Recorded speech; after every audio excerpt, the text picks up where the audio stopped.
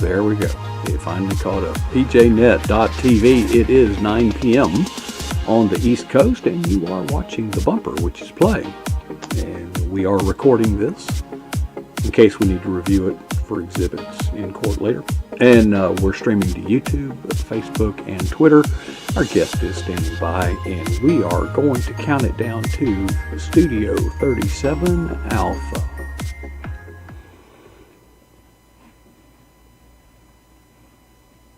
Well, good evening and welcome to pjnet.tv. We are on the ragged edge of the capacity of the infrastructure here. So I hope like heck we make it, okay? Hey, we have got some stories. We don't. We have a guest who has some stories to tell that you are going to want to hear. I've just been given a glimpse. I still don't have the big picture, so to speak. But Shannon Anderson does. And she is right here with us, and let's bring her on the big screen. And Shannon, this is not your first time on the stage here at pjnet.tv, but it sure is great to have you back. Well, thank you. All right, I'm going to put your name up here. Shannon, we've only got 19 minutes left, and we have got a lot of ground to cover. Behind me, a book, Life Repurposed. We will hopefully get time to talk about your part in that book toward the end. But meanwhile, you have got some stories to tell. Many of them are behind you on the bookshelf, but these are real-life stories. This stuff actually happened, and you are testifying tonight how great God is. That's right. Yeah, so as we were talking about before we started, I'm getting ready to go to Gull Lake Ministry Camp with my youngest daughter next week, and that's a camp that's in Michigan. And it has been a very special place for us because, well, we've been going for many, many years, and it's a place where their ministry is for the college seniors there. So they recruit, well, I shouldn't say college seniors. I think you can be any year in college and be a part of Gull Lake. But what you do is that's your summer job, and they work those kids really hard, and they train them, and they feed them God's word, and they have them serve everyone at the camp. And so they are counselors, and they are dishwashers, and they are cleaning things. They're doing every bit of that camp, and it's part of a ministry. And those kids, as Ambush, the guy who is in charge of all of it, would describe, it is a way of breaking them to the point where they need God, where it brings them to their knees. And it's just, I can't explain the experience. If you have the chance to go, you should go, or you should go to their website, Gull Lake Family Ministries. But you go, and the kids all get put off with different counselors for their age group, and they get to meet with them every single day in the mornings and do all kinds of activities and Bible studies. And the adults, we get to be fed as well. We have different speakers that are, one is usually someone that's on a ministry of some kind, and another one is a speaker that is possibly, a traveling pastor or someone from another church. And every week they have different speakers. And so it's just been a really awesome experience to be able to go. But the reason we started going is because my oldest daughter dealt with a lot of anxieties. So she had anxieties of storms. If there was a storm, she was always afraid there was going to be some big tornado that was going to destroy our house. She was too scared to spend the night at even a friend's house. She would just be afraid if my husband and I went off somewhere because something could happen to us. And so she just always lived in this fear. And so something that we did as kind of a tough love experiment, after, having her counsel with our pastor for a while and his wife, who was her youth pastor, we decided we were going to send her to this Gull Lake Ministry Camp that we hadn't been to yet.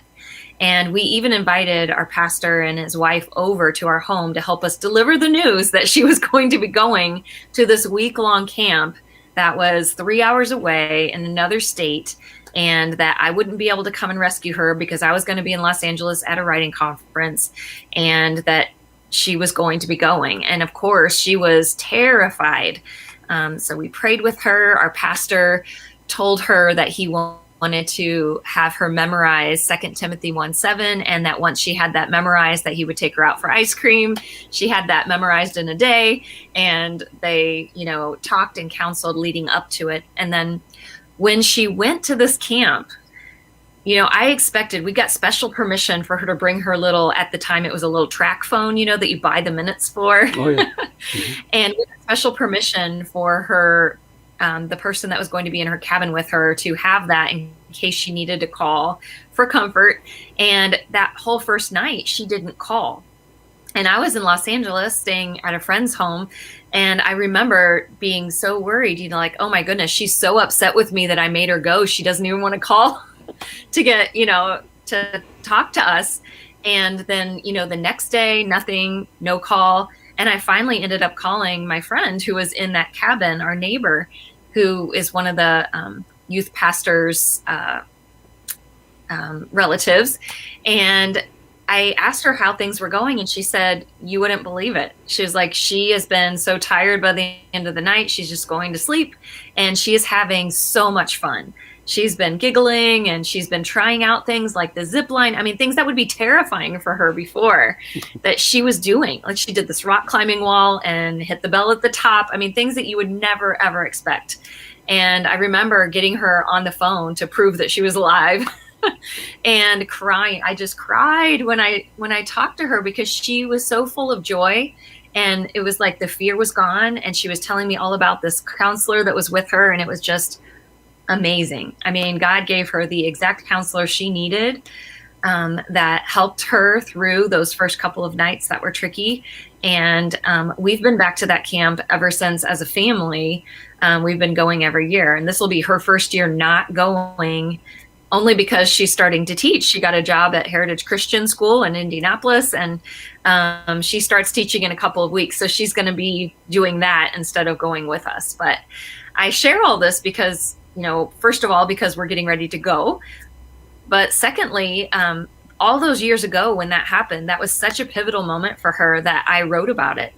And it's not until this last year that finally this middle grade novel about her whole, learning to conquer fear with her faith is finally going to be coming into the world as a book. So I'm very excited about that. I don't know even the date yet. We're still in the revision stage, but it's just kind of a full circle thing, that we've been going all these years. And then finally, I'll get to share her story with other kids that maybe have the same thing going on, where they have these fears and that they haven't fully trusted in God yet. And so maybe through reading that story that they will learn how they can place their trust in Him and see the peace in that. There comes a point, I think, in everybody's life, I certainly know as a young man, where there's a transition that takes place. And it is one that you see your parents not only, or not so much as, an authoritarian role, a figure of authority, not a source of discipline and punishment, rule making. But there comes a point that you mature, you become an adult yourself, and your parents become a friend. Was that moment on the phone with your daughter, Maddie, was it kind of like that? It was Emily. I'm sorry. Yeah, I wouldn't describe it like as a friend. I would describe it just complete joy and relief for me as the mom, feeling, because I felt all this guilt of making her go, knowing that this was like the most terrifying thing I could possibly do. Like if someone's afraid of spiders and you decide to fill a room with tarantulas and make them sit there, that's how I felt, like I was being cruel. And but still knowing at the same time that she was going to be okay, because she was going to be surrounded by loving Christians. She would have a soft place to fall. She was going to have a counselor. She was going to be there with other kids from our church. So, even knowing that it was the right thing to do, it still, made me feel bad that she had to go through that scary part at first, and the anticipation of going leading up to that day that she had to leave, where she hadn't even spent the night at a friend's house yet. And she was in middle school. So yeah, I think it was just relief and just utter joy that that she discovered that she could do it, and that was through God's power. All right. Well, as we come up to the halfway mark, you have given me some things to share on screen, and I'm hoping you can fill me in and fill our audience in. Gull Lake. Better. Yeah. So yeah, she is a little artist. And so this is her notes from last year when we were there. And I love the saying, this was from our speaker that we had one of the days. So she went with me as an adult last year. And I loved that the speaker was talking about how following Jesus makes your life better, and following Jesus makes you better at life. And isn't that so true? And didn't that get proven through Emily's story?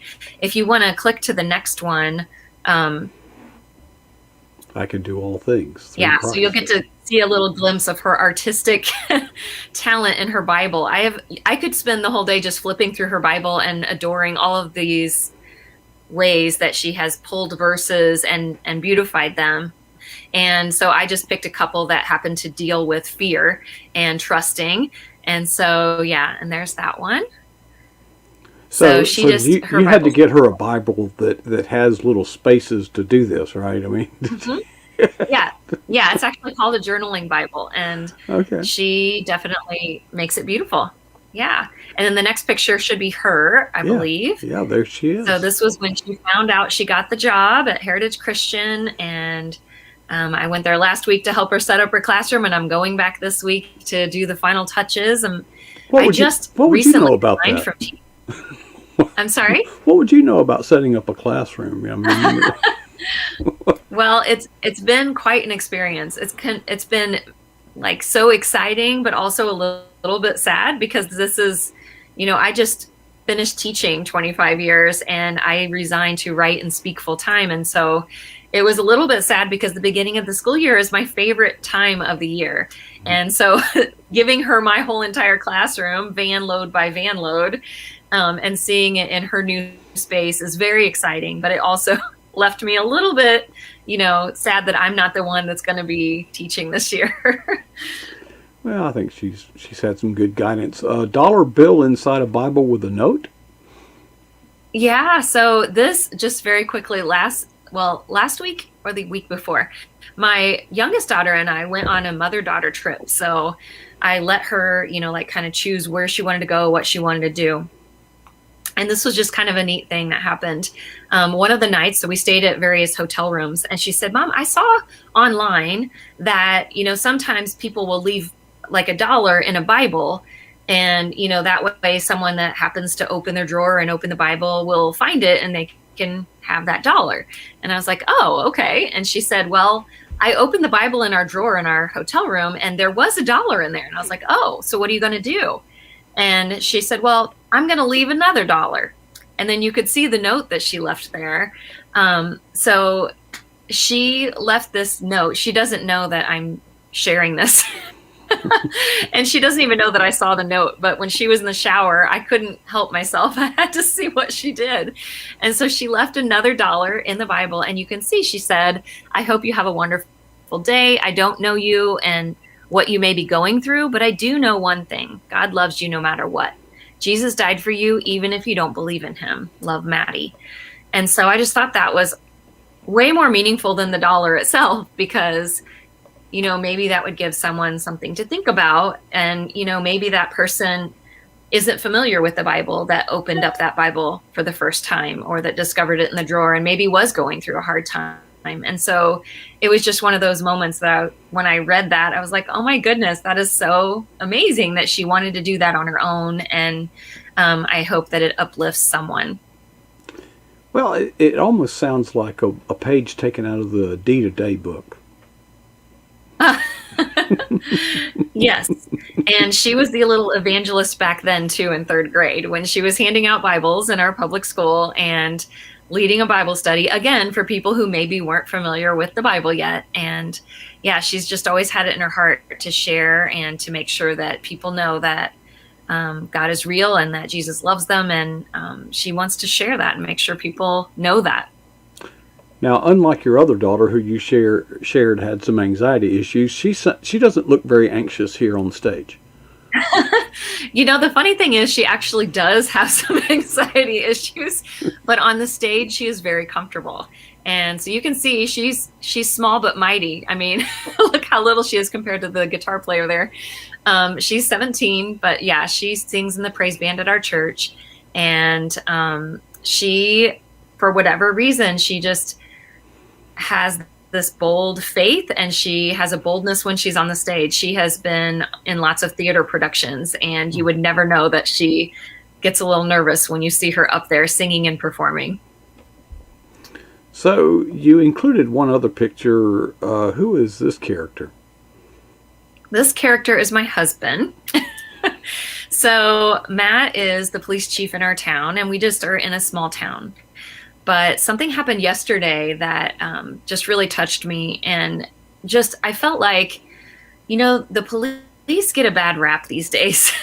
And some, understandably so. But for the most part, these policemen are doing their best, and they have big hearts, and they're trying to do their job to the best of their ability. And he shared something yesterday when he got off work that he said that there was a guy who was high on meth, and he was driving and was a suspended driver, was not supposed to be driving. And when he went to try to arrest him, the man fought with him. He was resisting, and he was wrestling around with him and wouldn't put his hands behind his back. And, sometimes that can turn really bad. And you've seen that on the news. But then he shared with me, when I asked him, well, what happened then? And he said, well, finally, the guy just said, I just can't go back to prison. My life's a mess and I'm a loser. And he was just talking about how upset he was and disappointed in himself that he had gotten himself back in this situation again. And Matt said he noticed that he was wearing a cross necklace. And he said, well, hey, can I pray with you? And so he sat there with this man who was minutes ago fighting him. And the man was in tears as Matt led him in a prayer. And so, I just feel like if we can serve others in that way, if we can be open to sharing Jesus, even when someone isn't being kind to you in the first place, like in this situation, or even when they may not know anything about Jesus, the example with Maddie, even when they don't completely trust Jesus, like for the example with Emily, when we do trust in Jesus, as that quote said in our notes from Gull Lake, Jesus makes your life better, and then he makes you better at life. And so I hope some of these examples kind of show that, how, if we can put Jesus in our life, it does help our lives. It doesn't make our life easier. It makes our life better. And it helps us to be better at life and to be better with other people and sharing, what he teaches us. And what a wonderful life it would be if we could all follow, the way we're being taught and what's in his word. It is amazing. Thanks for sharing this. This is just a wonderful time. It's what I look forward to here at pjnet.tv, sharing just ordinary, everyday Christians' experience. And you have been just a joy. We actually have a couple of minutes left. Tell us about your part in the book, Life Repurposed. Sure. Well, I was asked if I would contribute a story. So this is an anthology. So think of kind of like a Chicken Soup for the Soul, only this is called Life Repurposed, and it's stories of grace, hope, and restored faith. So I guess you have a copy there. I don't need to show you mine.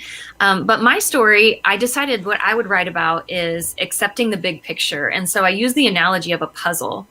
Because how when you're doing a puzzle, you rely a lot on that box lid. You want to know what the picture is supposed to look like, so you know where to place those pieces. And, I kind of went through a rough time last year because I had taken a sabbatical leave from teaching to do author visits all year long. And lo and behold, it was a global pandemic. And so I didn't get to do those author visits. I didn't get to go into schools.